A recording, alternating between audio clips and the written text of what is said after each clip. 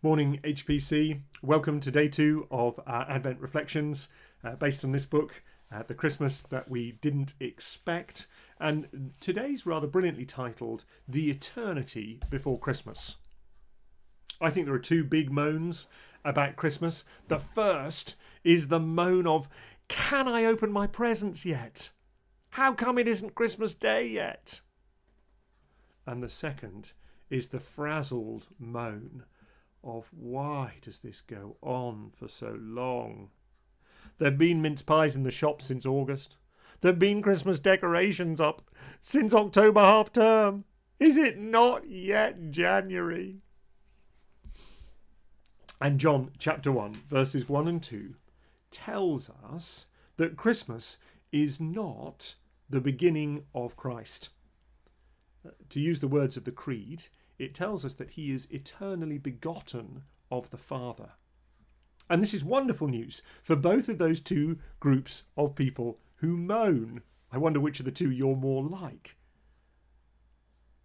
Either the impatient for the fun to start, or the frustrated that it isn't January. As the book says, unlike every other human being, Jesus' birth was not his beginning. Actually, I suppose it would be truer to say his conception was not his beginning.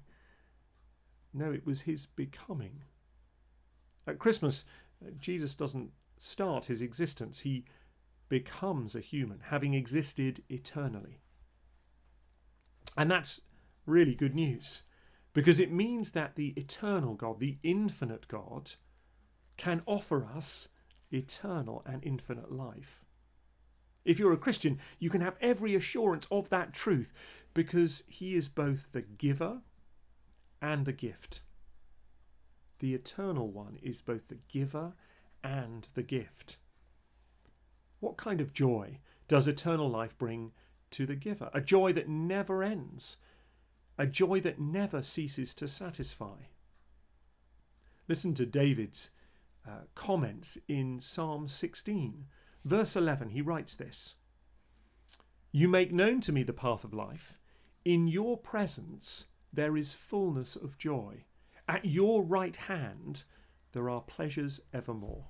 Fullness of joy, pleasures evermore. Now, isn't that what everyone is looking for? And of course, it's what Christmas singularly fails to deliver.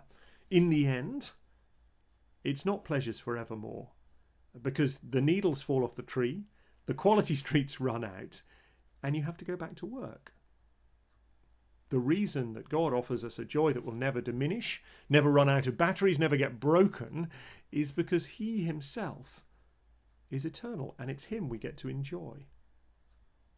Now, this side of heaven, we will struggle to live like this. We'll struggle to live believing that truth. We'll all too easily fail to look past the wrapping paper of Christmas to see the eternal gift of Jesus. I don't know if you've ever given a present to a young child. You wrap it up beautifully and you help them unwrap it, perhaps. And having helped them unwrap it, they are endlessly fascinated by the wrapping paper. They love the noise it makes when they shake it. They cram it into their mouths because they put everything in their mouths, and then they spend ages tearing it. And they completely fail to notice or engage with the cuddly toy that you've just given them. Well, the danger is that can be us at Christmas. The reason that Christmas can be a letdown is because, as of everything else in this world, it's either too short-lived. So ultimately, if you're a big Christmas fan, Boxing Day does come and suddenly you're 364 days away from the next Christmas. Or it isn't quite what it was cracked up to be. Despite everyone's best efforts, the turkey is a bit dry. Since Jesus is eternally begotten of the Father, our enjoyment of him will never cease. He is eternally beautiful, eternally good, eternally majestic. He's infinitely loving. He's infinitely forgiving. He is infinitely fair. And therefore, we can enjoy him forever.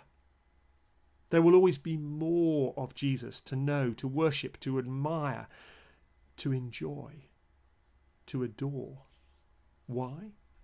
Well, because of John chapter 1, verses 1 and 2. In the beginning was the Word, and the Word was with God, and the Word was God. He was in the beginning with God. Great news this Christmas, and I hope for the rest of our lives. Have a really good day, HPC.